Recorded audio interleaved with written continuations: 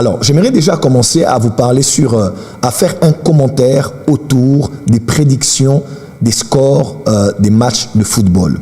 Nous sommes actuellement en train de vivre la Coupe du Monde aux États-Unis, Canada, Mexique, et tous les peuples du monde sont concentrés actuellement sur le football.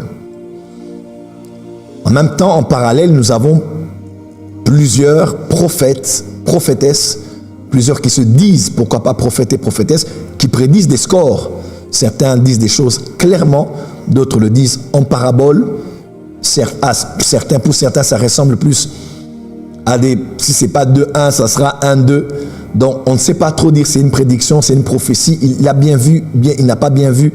Prophète Joël Francis Tatou, que dis-tu à ce sujet? On m'a posé beaucoup de questions. Vu ce que je suis dans le corps du Christ, vu ma position dans le corps du Christ, dans ce mouvement prophétique, j'ai tenu à pouvoir parler à ce sujet, dire quelque chose à ce sujet. Premièrement, je vais répondre à plusieurs questions. J'aimerais déjà présenter toutes les questions que j'ai eues. Prophète Joël Francis Tatou, que penses-tu de tel prophète? Prophète Joël Francis Tatou, le score du match du Portugal était comme des pronostics. On dit soit ça arrivera comme si, il y a 3 buts, mais pourquoi soit 2 iront chez nous, soit 1 ira chez eux, soit ça sera le contraire. Alors pourquoi Dieu peut montrer à un prophète quelque chose et il ne dit pas juste que la finalité, ce sera 2-1, ou bien ce sera 3-0, ou ce sera un match nul? Pourquoi Dieu peut tâtonner? Est-ce un jeu de devinette? Je vais expliquer ça un peu. Prophète Joël, pourquoi toi-même tu ne prophétises pas sur les scores, sur le match de football? Quelqu'un a dit tout à l'heure, quand j'ai fait le post sur le baromètre du ministère prophétique, n'est pas la prédiction des scores de match de foot.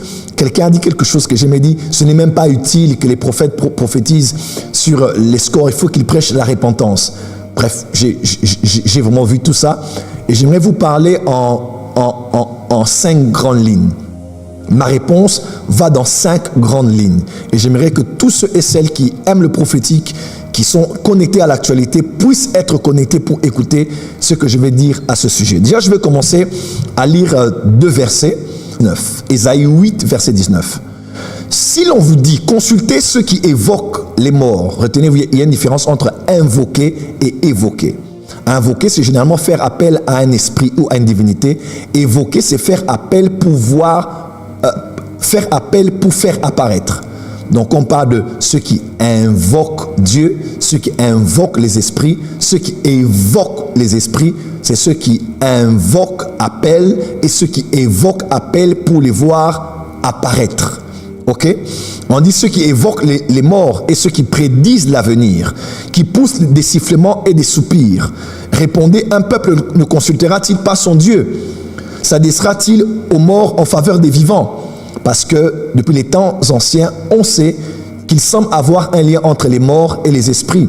Rappelez-vous 1 Samuel, Saül, après avoir consulté le Urim, le Thummim, après avoir consulté les songes, les rêves, les visions, n'ayant reçu aucune solution, il est allé vers ceux qui évoquaient les morts. Il a rencontré une femme et pour faire appel à l'esprit, au Elohim, à l'esprit de Samuel qui a prédit l'avenir. Est-ce que les morts prédisent-ils l'avenir? Il semble avoir un lien. Un jour, j'en parlerai. Pourquoi on croit que les morts voient l'avenir? Quelle est la connexion entre le monde des morts et le monde du futur? Quelle est la connexion entre le monde de ceux qui ne sont plus, ceux qui y a sous terre, avec ceux qui y a dans le monde du futur? On en parlera une autre fois, mais ce verset en dit long. Ésaïe 44, verset 26, « Je confirme la parole de mon serviteur et j'accomplis ce que prédisent mes envoyés. » Donc la parole de mon serviteur, c'est ce que le serviteur dit de son propre chef. C'est ce qu'Élie disait dans l'expression prophétique, sinon à ma parole. Donc Dieu accomplit ce que son serviteur dit de son chef, il confirme cela, mais il dit j'accomplis ce que prédisent mes envoyés. Donc ce que mes envoyés disent de ma part, annoncent par rapport au futur, j'accomplis cela. Ésaïe 43, verset 9, écrivez que toutes les nations se rassemblent et que les peuples se réunissent. Qui d'entre eux ont annoncé ces choses, lesquelles nous ont fait entendre les premières prédictions, qu'ils produisent leurs témoins et établissent leurs droits, qu'on écoute et qu'on dise c'est vrai. Ésaïe 44, verset 7, Qui a comme moi fait des prédictions? Dieu se glorifie d'être celui qui prédit le futur. Qui comme moi fait des prédictions, qui le déclare et le prouve depuis que j'ai fondé le peuple ancien, qu'ils annoncent l'avenir et ce qui doit advenir. Ésaïe 48, verset 3. Dès longtemps, j'ai fait les premières prédictions. Elles sont sorties de ma bouche et je les ai publiées. Soudain, j'ai agi et elles se sont accomplies. Amen. Que veut dire une prédiction? Action d'annoncer par avance, de prédire l'avenir, ou bien un discours annonçant des événements futurs ou futuristes. Amen, amen. Et Dieu, ici, dans tous ces versets, Dieu compare les dieux des nations qui annoncent l'avenir, ainsi que lui qui se glorifie d'être celui qui accomplit ce qu'il dit et qui les réalise. Qui les réalise. Amen. Donc ici, la Bible nous révèle un Dieu qui prédit ce qui va arriver.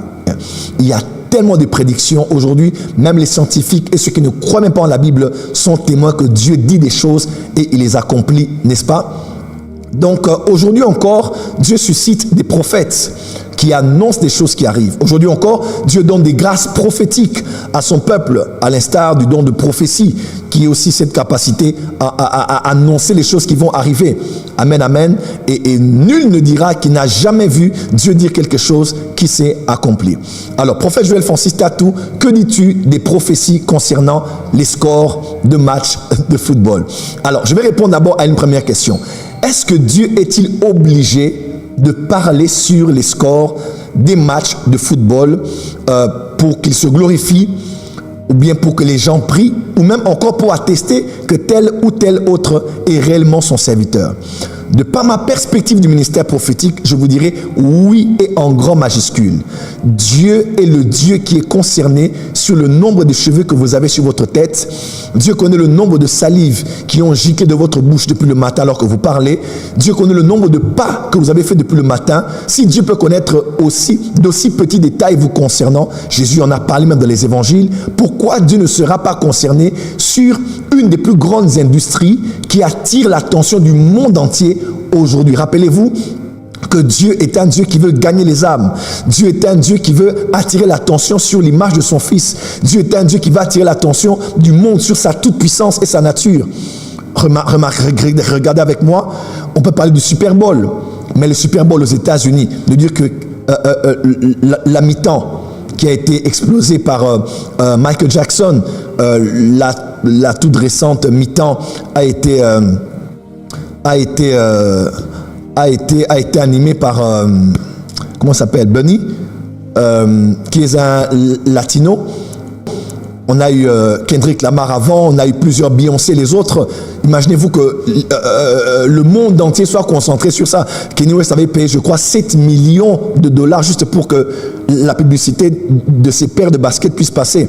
Donc, croyez-moi, imaginez-vous qu'aujourd'hui, quelqu'un vienne au Super Bowl et annonce ce qui va arriver ou parle de Jésus. Imaginez-vous le nombre de personnes qui sont au courant de la personne de Jésus-Christ. Dieu utilise toutes les opportunités aujourd'hui pour que son nom soit reconnu, son nom soit glorifié. Alors, regardez l'un des plus grands événements du monde qui attire l'attention du monde entier chaque semaine, chaque mois, chaque trimestre, semestre et année, c'est le football. Regardez les joueurs les mieux payés du monde aujourd'hui, parmi lesquels il y a des footballeurs. Regardez les avantages. Je regardais encore combien Kylian Mbappé est payé, combien il produit. Messi, Cristiano Ronaldo, tu le dis, mais c'est incroyable. Donc, pourquoi Dieu n'utiliserait pas cette opportunité durant laquelle le regard du monde entier se retrouve pour faire connaître son nom? Je parlais à quelqu'un, je disais, notre influenceur aujourd'hui, Lumumba, celui qui élève la main pendant tout le match de foot et arrive aux États-Unis, croyez-moi, il va voler la vedette de tout le monde. Il va voler, il va faire sensation. Et ce n'est pas une prédiction. C'est pas une prédiction. Il a été à la Cannes et maintenant il est aux États-Unis. Cette nuit, quand il sera debout, le lendemain, CNN en parlera. Parce que c'est un phénomène. On n'a jamais vu quelqu'un durer des millions. Il semblerait qu'on ait affrété un avion pour les supporters congolais qui viennent du Canada pour le lieu du match. Pourquoi Dieu n'utiliserait pas une telle opportunité pour faire connaître son nom? Pierre a prêché, 3000 âmes ont été gagnées. Mais que s'est-il passé, vous savez? Les hommes ont été baptisés de l'Esprit, ils ont parlé en langue. Mais ce n'était pas suffisant, ils auraient pu parler dans la chambre haute et c'est fini. Mais pourquoi le monde entier a accouru? Parce qu'il y a eu un bruit. Dieu est un Dieu qui aime le bruit et qui aime utiliser les opportunités pour attirer les regards afin que plusieurs soient sauvés. Donc, Dieu n'a aucun problème. Il peut prophétiser sur un acteur culturel qui va mourir, un président qui va connaître un coup d'État. Et Dieu peut parler sur tout. Et qui es-tu pour ouvrir la bouche et vouloir être le plus mature d'entre nous tous pour dire ce qu'un prophète doit ou ne doit pas prophétiser? Tu n'es pas la place de Dieu. Dieu parle de tout. Regardez les Écritures. Dieu a parlé de tout. Si Dieu peut parler des scores du match de football pour attirer l'attention sur lui, qui est capable de parler encore aujourd'hui, en qui le monde doit recourir, moi je crois à 100% qu'un prophète peut prophétiser, et s'il a la grâce, il doit prophétiser sur les scores pour encourager le peuple qui s'attend à un résultat, ou préparer à ceux qui s'attendront à un résultat d'échec. Pourquoi pas utiliser cette opportunité pour que les regards regardent Moïse et que Moïse élève le serpent des reins, n'est-ce pas? Que les hommes regardent l'homme et que l'homme attire les regards vers le Dieu qu'il a utilisé. Dieu peut utiliser n'importe quelle opportunité. Et moi, j'aimerais encourager les prophètes qui ont la grâce de prédire les scores, prophétiser, annoncer et parler. Dans Amos, il est écrit le lion rugit, qui ne serait effrayé. Le Seigneur l'Éternel parle, qui ne prophétiserait. C'est effet action-réaction. Si un lion entre là où vous êtes à la maison aujourd'hui et rugit, qui ne sera pas effrayé? Tout le monde aura peur. Il n'y aura pas une seule personne qui sera exemptée de la peur parce que le lion a rugi. Et le prophète dit, maintenant si le Seigneur parle, qui va être exempté de la capacité de prophétiser? Laisse-moi vous dire, Dieu parle encore aujourd'hui.